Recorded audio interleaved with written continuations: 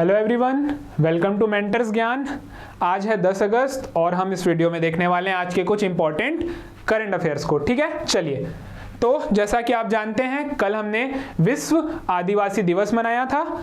तो हमारे आज की जो पहली न्यूज़ है इसी से रिलेटेड है। तो पहले देख लेते हैं न्यूज़ क्या है, फिर हम देखेंगे विश्व आदिवासी दिवस के बारे में। तो न्यूज़ ये है कि आदिवासी घटे, 7 जिलों में आदिवासी घटे। देखिए, बस्तर विश्वविद्यालय की एक रिपोर्ट प्रकाशित हुई है जिससे हमें पता चला है कि 2001 से 2011 के बीच इन 10 वर्षों में जो बस्तर संभाग के 7 जिले हैं, जिन जिलों में जनजातियों की सर्वाधिक जनसंख्या पाई जाती है, वहां पर जनजातियों की संख्या में कमी आई है।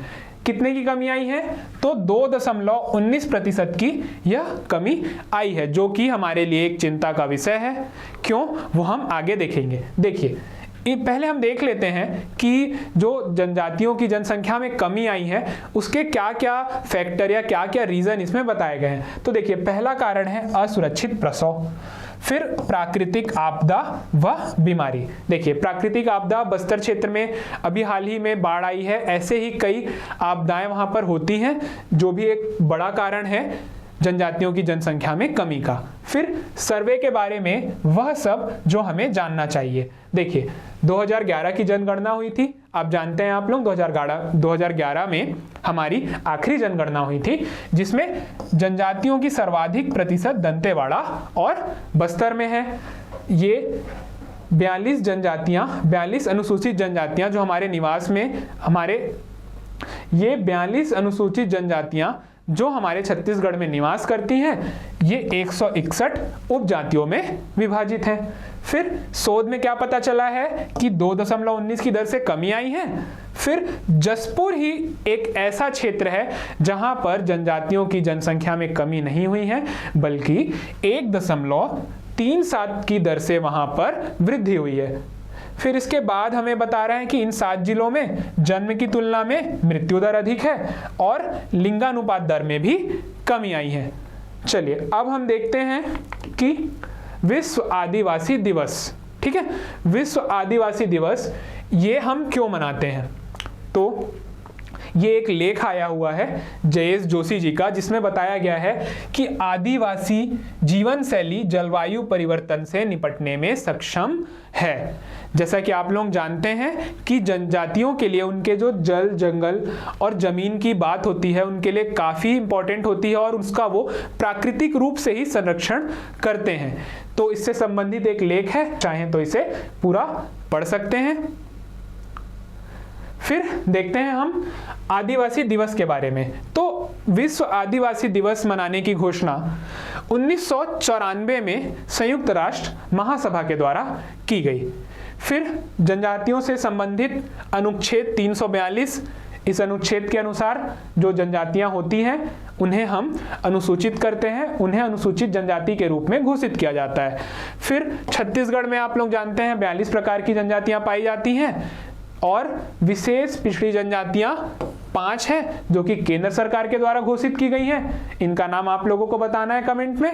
और जो 2 जनजातियां हैं उनको राज्य सरकार के द्वारा विशेष पिछड़ी जनजाति के रूप में घोषित किया गया है। इनके नाम मैं आपको बता देता हूं, ये हैं आपके पंडो और भुंजिया, ठीक है। फिर कुल जनसंख्या, तो हमारे प्रदेश में जनजातियों की कुल जनसंख्या 78.22 लाख है और प्रतिशत में है ये 30.62%। अगर हम इनकी संख्या का क्रम देखें तो सर्वाधिक जनसंख्या गोंड की है, उसके बाद कंवर, फिर उराव। और जनसंख्या में अगर हम क्रम देखें जिलों का, तो जसपुर में सर्वाधिक जनसंख्या निवास करती है जनजातियों की, जिसके बाद स्थान है बस्तर और फिर रायगढ़ का। इसी प्रकार जनजातियों का अगर हम प्रतिशत के रूप में क्रम देखें तो सर्वाधिक जनसंख्या सुकमा जिले में निवास करती है, फिर बीजापुर और नारायणपुर, ठीक है। चलिए, फिर है जनजातियों से संबंधित अभिकरण एवं प्रकोष्ठ। देखिए, जनजातियों के विकास, उनके संरक्षण के लिए कुछ अभिकरण और प्रकोष्ठ की स्थापना की गई है। तो ये हमारी कुछ विशेष पिछड़ी जनजातियां हैं जिनके विकास के लिए विभिन्न स्थानों पर छत्तीसगढ़ के अभिकरण और प्रकोष्ठ की स्थापना की गई है। इनका नाम हमें याद रहना चाहिए क्योंकि हमारे प्री और जो वनडे एग्जाम्स होते हैं उसकी दृष्टि से ये अभिकरण इंपॉर्टेंट हो जाते हैं।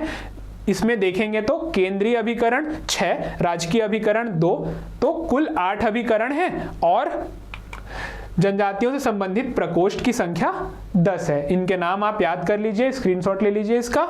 फिर हम बढ़ते हैं हमारी अगली न्यूज़ की तरफ। देखिए, तो अगली न्यूज़ है हमारी बांग्लादेश से संबंधित। जैसा कि आप लोग जानते हैं, पिछले वीडियो में हमने बात भी की थी कि बांग्लादेश में अभी बीते कुछ दिनों तख्ता पलट हुआ है। ठीक है, तो तख्ता पलट के बाद जो अब अंतरिम सरकार बन रही है, तो अंतरिम सरकार जो बन रही है वो बन रही है मोहम्मद यूनुस के नेतृत्व में वहां पर अंतरिम सरकार का गठन किया जा रहा है। तो न्यूज है यूनुस बने अंतरिम सरकार के मुखिया। ठीक है, तो मोहम्मद यूनुस के बारे में हम जानते हैं कि यह एक नोबेल पुरस्कार विजेता रहे हैं और इसके अलावा यह अर्थशास्त्री और एक बैंकर के रूप में वहां पर जाने जाते हैं। तो इनके बारे में हम आगे देखेंगे और न्यूज में देख लेते हैं यूनुस चेहरा शासन सेना का। ठीक है, जैसा कि अभी माना जा रहा है कि वहां पर जो अंतरिम सरकार का गठन तो कर दिया गया है लेकिन शासन अभी भी वहां की सेना के हाथ में ही है और हमारा पड़ोसी है बांग्लादेश, इसलिए हमारे लिए यह जानना जरूरी है कि वहां पर क्या क्या घटनाएं हो रही हैं। ठीक है, चलिए अब हम देख लेते हैं मोहम्मद यूनुस के बारे में।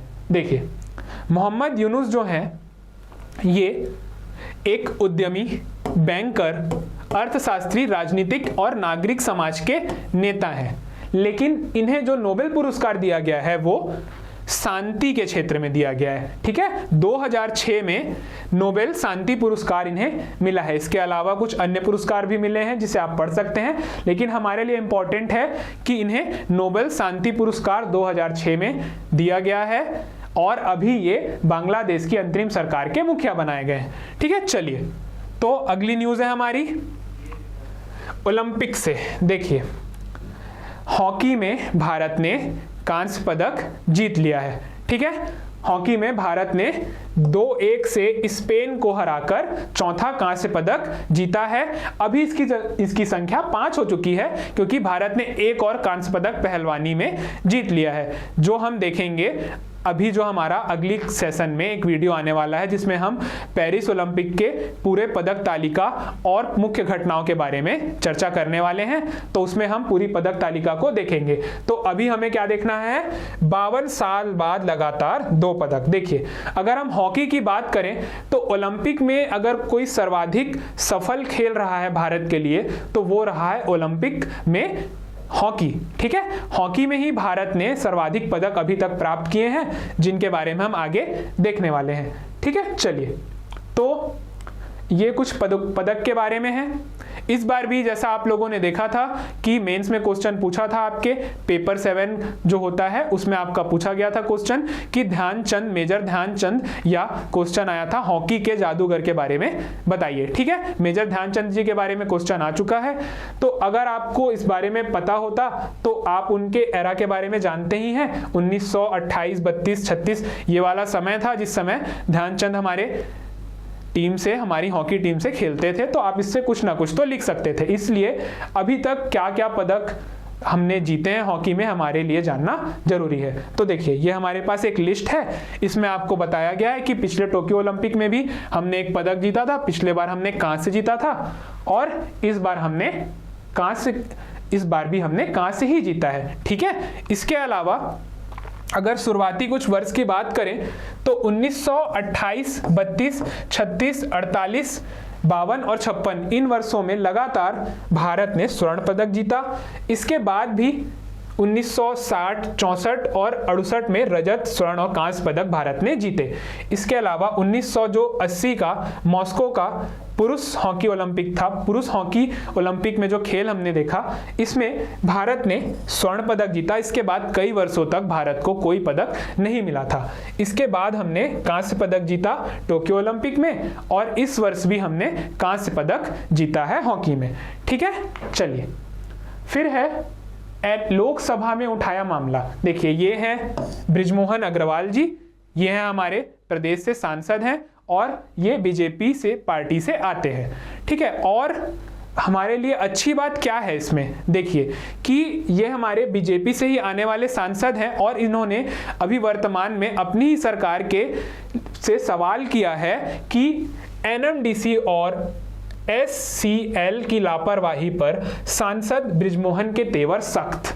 तो तेवर इनके सख्त क्यों हुए, क्योंकि जो एनएमडीसी है और एससीएल है, इनकी जो दो संस्थान है छत्तीसगढ़ में, ये पहले बात ये केंद्र सरकार के उपक्रम है जो छत्तीसगढ़ में है, तो इन्हीं में बांध टूटने से लोगों को बहुत परेशानी का सामना करना पड़ा। इसी से रिलेटेड इन्होंने एक प्रश्न रखा संसद में, इसीलिए हमारे लिए इंपॉर्टेंट है। अब देखिए इससे हमें, इस न्यूज़ से हमें जानना क्या है, हमारे लिए जो स्टैटिक पोर्शन वो क्या है। देखिए तो हमारे छत्तीसगढ़ से आप जानते हैं 11 लोकसभा और 5 राज्यसभा सांसद होते हैं। इनकी हमारे पास एक लिस्ट है जिसे हम देख लेते हैं। देखिए सबसे पहला नाम है श्री चिंतामणि महाराज का, ये सरगुजा से आते हैं। फिर राधासाम राठिया, श्रीमती कमलेश जांगड़े, श्रीमती ज्योत्सना चरणदास महंत, श्री तोखन साहू जो कि अभी वर्तमान में राज्य मंत्री हैं आवास और नगरीय विकास मंत्रालय में, ठीक है। ये हमारे प्रदेश से अभी वर्तमान में जो कैबिनेट है उसमें राज्य मंत्री हैं। उसके बाद आता है संतोष पांडे जी का नाम, फिर है श्री विजय बघेल, बृजमोहन अग्रवाल जिन्होंने अभी प्रश्न पूछा है, इसके बाद रूप कुमार चौधरी, महेश कश्यप और भोजराज नाग, ठीक है। ये इनकी लिस्ट है। इसके बाद हमने देखा कि राज्यसभा से भी छत्तीसगढ़ से, राज्यसभा में भी छत्तीसगढ़ से 5 सांसद जाते हैं जिनके नाम इस प्रकार हैं, फूलो देवी नेताम, कवि तेजपाल सिंह तुलसी, राजीव शुक्ला, श्रीमती रंजीत रंजन और देवेंद्र प्रताप सिंह। तो इनका नाम आप याद रखेंगे, हो सकता है आपके अगले किसी वनडे एग्जाम या फिर आपके अगले साल प्री में इससे कुछ क्वेश्चंस आपके बन जाएं, ठीक है। चलिए फिर है भोजली महोत्सव 20 को, ठीक है। जैसा आप लोग जानते हैं हमारे प्रदेश में भोजली का त्यौहार मित्रता के त्यौहार के रूप में मनाया जाता है। इसके बारे में अगर आपको ज़्यादा जानकारी चाहिए तो हमारी रील्स में आया हुआ है, हमारे शॉर्ट्स में इसके बारे में बताया गया है, आप जाकर देख सकते हैं, ठीक है।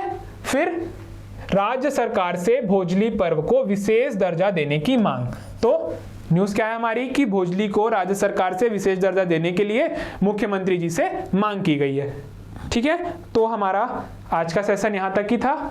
ये हमारे कुछ इंपॉर्टेंट करंट अफेयर हैं, इसको आप डिटेल में पढ़ लीजिए, ठीक है। तो फिर आज की क्लास यहाँ तक ही रखते हैं। आज के लिए थैंक यू आप सभी का।